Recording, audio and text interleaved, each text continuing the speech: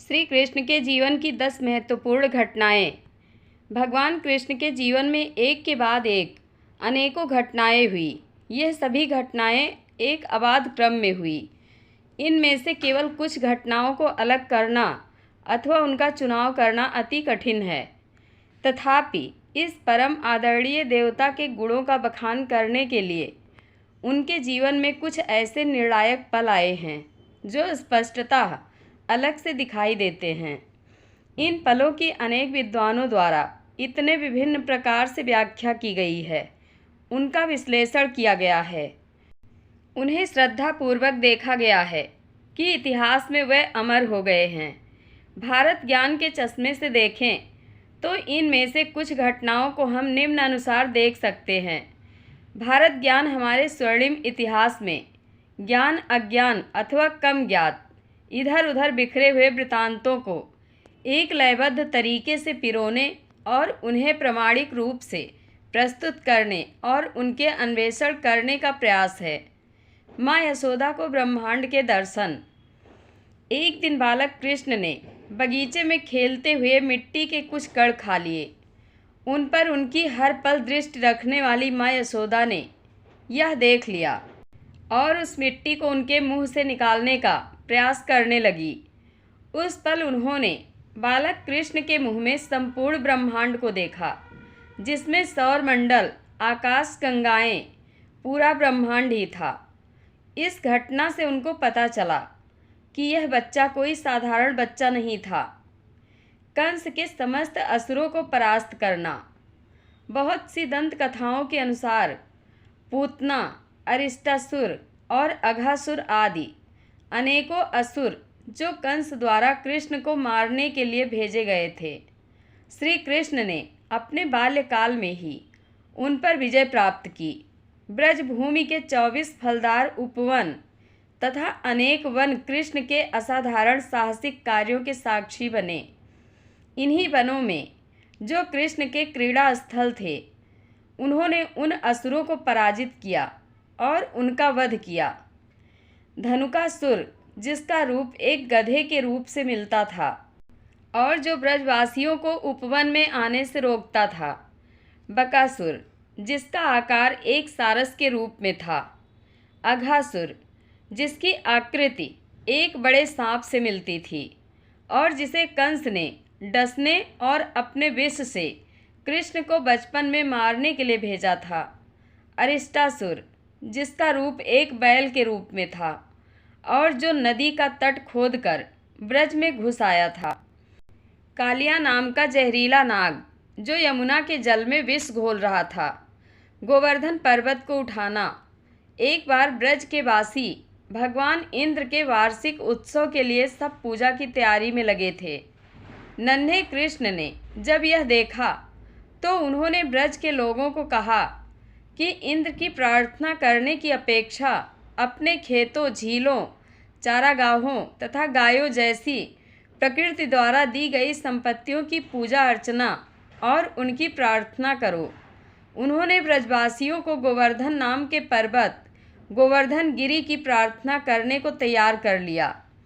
जब ब्रजवासियों ने ऐसा किया तो इंद्र क्रोधित हो गए और इंद्र के प्रचंड क्रोध से बहुत तेज बारिश होने लगी। लोग भागकर कृष्ण के पास गए और उनसे उस बरसात को रोकने का उपाय पूछने लगे।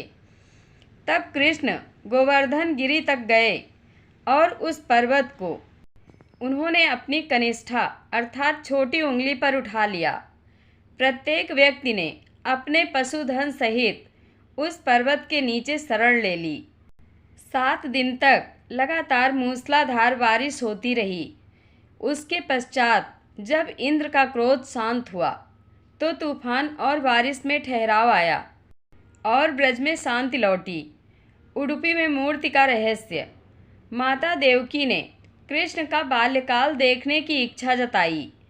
उनकी इस इच्छा को पूरा करने के लिए कृष्ण ने उस समय के वास्तुकला विद्वान विश्वकर्मा से शालिग्राम पत्थर से तराशी हुई एक मूर्ति बनवाई। यह मूर्ति बाद में रुक्मिणी को दे दी गई। कृष्ण द्वारा संसार छोड़ने के उपरांत यह मूर्ति उस समय के द्वारिका देश के किसी भाग में मिट्टी में दब गई। द्वारिका की मिट्टी जिसमें यह मूर्ति दबी रही को गोपी चंदन कहा जाता है। इसमें गोपी का तात्पर्य हल्का भूरा तथा चंदन एक चंदन जैसी लेई अर्थात पेस्ट है। कालांतर में एक नाविक को मिट्टी का यह भारी पिंड मिला, जिसका उपयोग उसने अपनी नाव के लिए स्थिरक भार के रूप में किया। वह नाविक एक बार नाव चलाते हुए तूफान से घिर गया और तब उसको माधवाचार्य नाम के संत ने बचाया।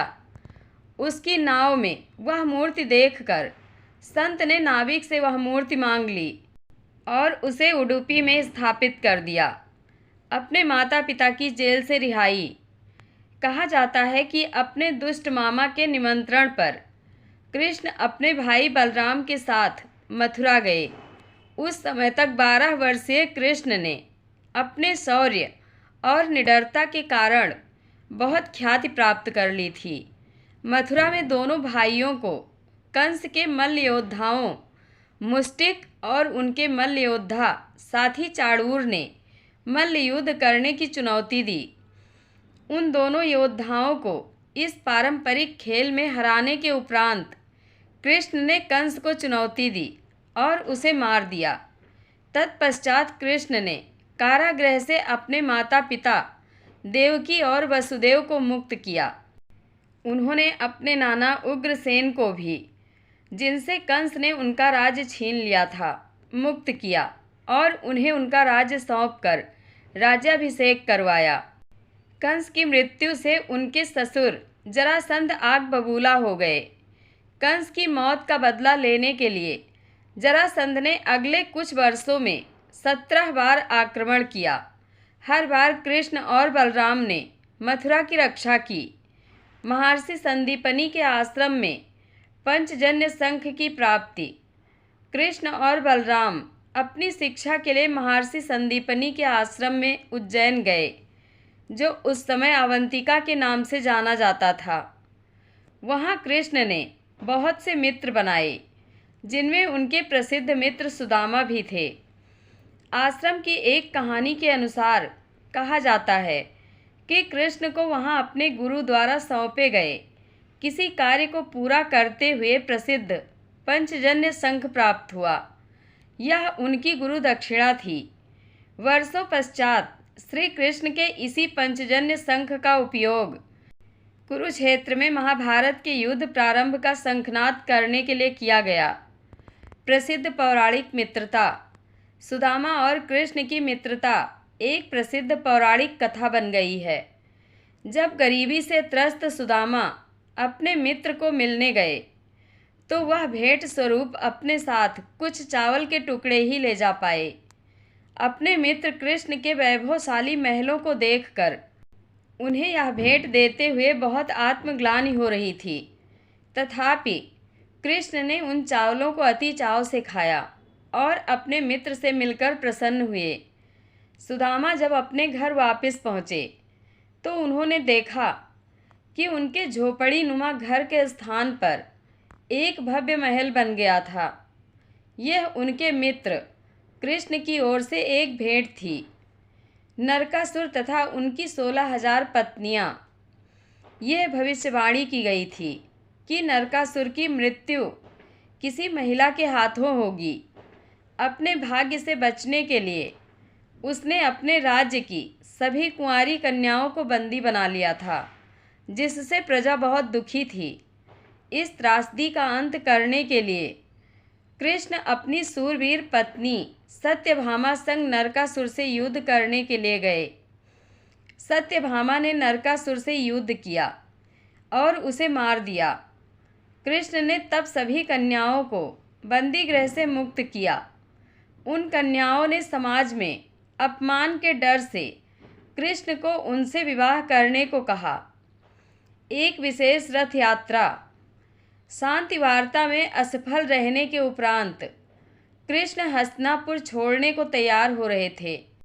कर्ण कृष्ण को अपने रथ में शहर से बाहर तक छोड़ने साथ गए। तब कृष्ण ने कर्ण को बताया कि कैसे उन्हें माता कुंती ने प्रथम पुत्र के रूप में जन्मा था और कैसे पांडव उसके अपने भाई थे। कृष्ण ने कर्ण को दुर्योधन से विमुख होने के लिए समझाकर मनाने का प्रयास किया, किंतु कर्ण ने कहा कि वह दुर्योधन के एहसानों तले दबा है और उसे छोड़ नहीं सकता। तब कर्ण ने कृष्ण से यह वचन लिया कि वह उसकी यह वास्तविकता पांडवों को नहीं बताएंगे। शांति दूत पांडवों का दूत। कृष्ण पांडवों की ओर से शांति दूत बनकर शांति प्रस्ताव लेकर हस्तिनापुर गए। दुर्योधन ने श्री कृष्ण के आसन के नीचे एक गुप्त जाल बनवाया था ताकि उनको बंदी बना सके। वह राज्य में पांडवों के हिस्से को भी हड़प कर युद्ध को टालना चाहता था, परंतु कृष्ण ने उस जाल में फंसने की अपेक्षा अपना ब्रह्मांडीय स्वरूप दुर्योधन सहित वहां उपस्थित सभासदों को दिखाया, जिसे विश्वरूपा दर्शन कहा जाता है। इतना डरावना तथा ज्ञान रूपी स्वरूप देखकर भी दुर्योधन पर इसका कोई असर नहीं हुआ, क्योंकि वह सत्ता की लालसा में इतना अंधा हो चुका था कि वह श्री कृष्ण के ऐसे ब्रह्मांडीय स्वरूप द्वारा दिए गए संदेश को भी नहीं समझ पाया। उसने शांत स्थापना के लिए सुझाए गए किसी भी उपाय को स्वीकार नहीं किया, जिससे युद्ध के रूप में अंतिम विकल्प का मार्ग प्रशस्त हुआ। सच्चाई। इस घटना के उपरांत महात्मा विदुर हस्तिनापुर के श्रद्धेय व वयोवृद्ध महामंत्री, जो राजा धृतराष्ट्र के सौतेले भाई भी थे, उन्होंने भी कृष्ण से पूछा कि जब उन्हें यह ज्ञात था कि युद्ध अवश्यंभावी है, तो उन्होंने शांति प्रस्ताव लाकर यह कष्ट क्यों उठाया।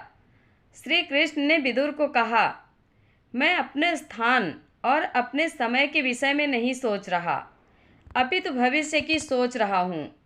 आने वाली पीढ़ियाँ यह सोचेंगी कि मैंने युद्ध रोकने के लिए एक उंगली भी नहीं उठाई और विश्व पर एक महान विपत्ति आने दी। असफलता का भय प्रयास ही न करने का कोई कारण नहीं हो सकता। अपने वास्तविक रूप को प्रकट करना। दुविधा में पड़ा हुआ अर्जुन युद्ध में अपने सौतेले भाइयों तथा संबंधियों के विरुद्ध शस्त्र नहीं उठा पा रहा था। तब वहीं युद्ध भूमि में ही कृष्ण ने अर्जुन को भगवत गीता का ज्ञान दिया। यह उपदेश देते हुए उन्होंने अर्जुन को अपने वास्तविक रूप विराट अर्थात विश्वरूपा स्वरूप के दर्शन कराए। इस अमर उपदेश ने, मंत्रणा और दर्शन ने तब से इस देश और समस्त दुनिया के लोगों के दिल और दिमाग में कृष्ण को देवता बना दिया है। गांधारी का श्राप। युद्ध के उपरांत गांधारी अपने 100 पुत्रों कौरवों की मृत्यु के शोक में अभिभूत होकर अति व्याकुल थी। तब उन्होंने कृष्ण को श्राप दिया कि उसकी तरह कृष्ण भी 36 वर्ष के पश्चात अपने जीवन काल में ही अपने वंश का नाश होते हुए देखेंगे।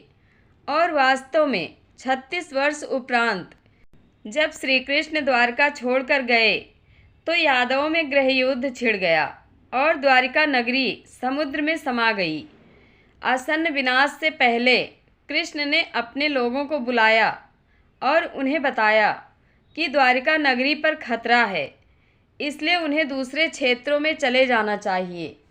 वे स्वयं दक्षिण की ओर आज के सोमनाथ के निकट प्रभास पाटन चले गए। यह वही स्थान था जहाँ जारा नाम के एक शिकारी ने कृष्ण की एड़ी के निशान को हिरण का मुख समझकर उन पर जहरीला तीर चला दिया। इस प्रकार कृष्ण हिरण्यकपिला और सरस्वती इन तीनों नदियों के संगम तट पर देह त्याग कर स्वर्गलोक के लिए प्रस्थान कर गए।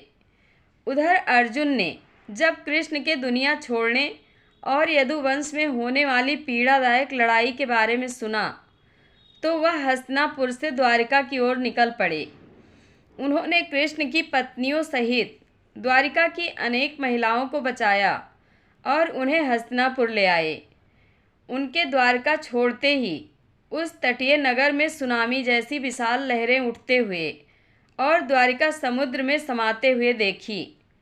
अर्जुन द्वारा यह सब कुछ ही दूरी से अपनी आँखों से देखा गया और इसका वृतांत मौसल पर्व में कुछ इस प्रकार से दिया गया है। सागर निरंतर तट से टकरा रहा था। लहरें सभी सीमाओं को तोड़कर नगर में प्रवेश कर गई थी। एक एक करके मैंने खूबसूरत इमारतों को समुद्र में डूबते हुए देखा। समुद्र ने सारे नगर को ही अपने भीतर समा लिया था। चंद मिनटों में ही सब कुछ नाश हो गया। अब समुद्र एक शांत झील के तरह बन गया था। उस खूबसूरत शहर का कोई निशान बाकी नहीं बचा था। बस एक स्मृति बची थी। जगन्नाथपुरी मंदिर से संबंध। किंवदंतियों के अनुसार द्वारिका से जो लोग पूर्व दिशा में गए वे अपने साथ कृष्ण शरीर पिंड की अस्थियां लेकर आए थे, जो जगन्नाथपुरी मंदिर की मूर्ति में एक खाली कोष्ठ में रखी हुई है।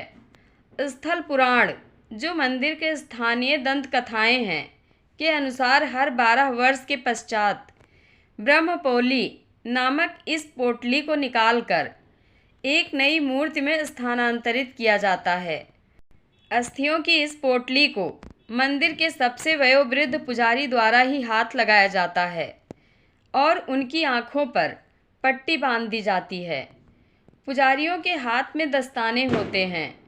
वे पुरानी मूर्ति से ब्रह्म पदार्थ निकालते हैं और नई मूर्तियों में डाल देते हैं। ये ब्रह्म पदार्थ क्या है, आज तक किसी को नहीं पता। इसे आज तक किसी ने देखा नहीं। हजारों सालों से ये एक मूर्ति से दूसरी मूर्ति में स्थानांतरण किया जा रहा है। ये एक अलौकिक पदार्थ है जिसको छूने मात्र से किसी इंसान के जिस्म के चीथड़े उड़ जाएं। इस ब्रह्म पदार्थ का संबंध भगवान श्री कृष्ण से है, मगर ये क्या है कोई नहीं जानता। ये पूरी प्रक्रिया हर 12 साल में एक बार होती है। जय श्री कृष्ण। धन्यवाद।